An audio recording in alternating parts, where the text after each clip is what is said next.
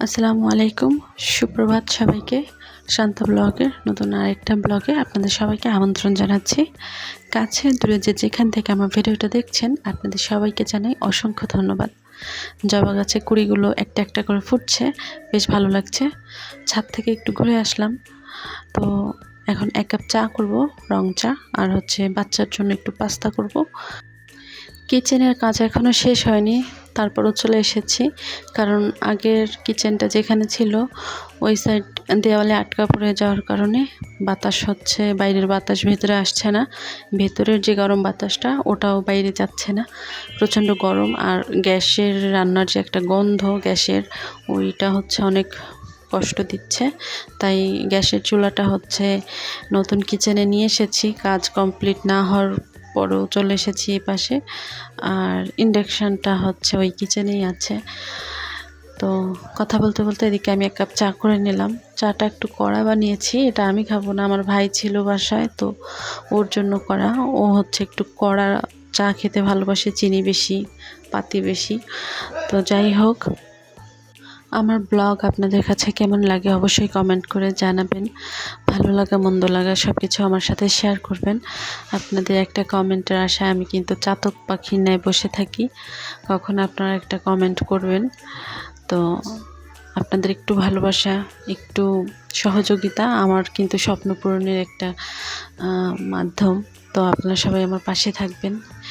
এদিকে কচুর গাঁটি এনেছে, মাছ এনেছে। এটা ফলি মাছটা ওর বাবার অনেক পছন্দের, সে খুব পছন্দ করে। আমি কাঁটার ভয়তে খেতে পারি না।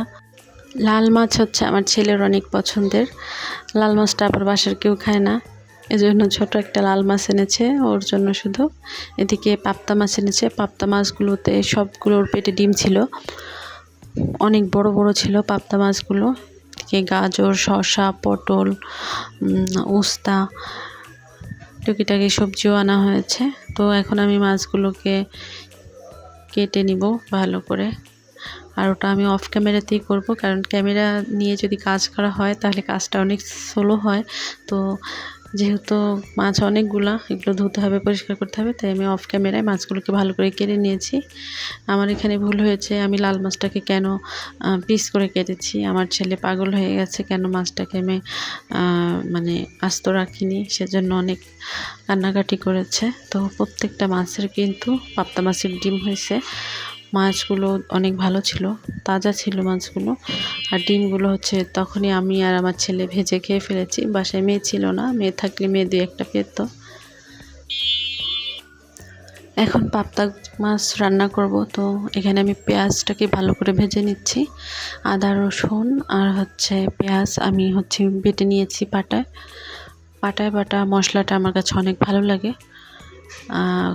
আমি ব্লেন্ড করে রাখি খুব কম, সবসময় আমি পাটায় মশলা বাটা খাই, ওটা আমার ভালো লাগে। তো আজকের ব্লগটা আপনাদের কাছে কেমন লেগেছে জানি না। যদি ভালো লাগে অবশ্যই একটা লাইক দেবেন, কমেন্ট করবেন। পরবর্তী ভিডিও পেতে আমার চ্যানেলটা সাবস্ক্রাইব করে আমার পাশে থাকতে পারেন। পাশে থাকা বেল বাটনটি প্রেস করে দেবেন, যাতে নোটিফিকেশন আপনার কাছে পৌঁছে যায়, আপনি আপনার সময় অনুযায়ী দেখে নিতে পারেন।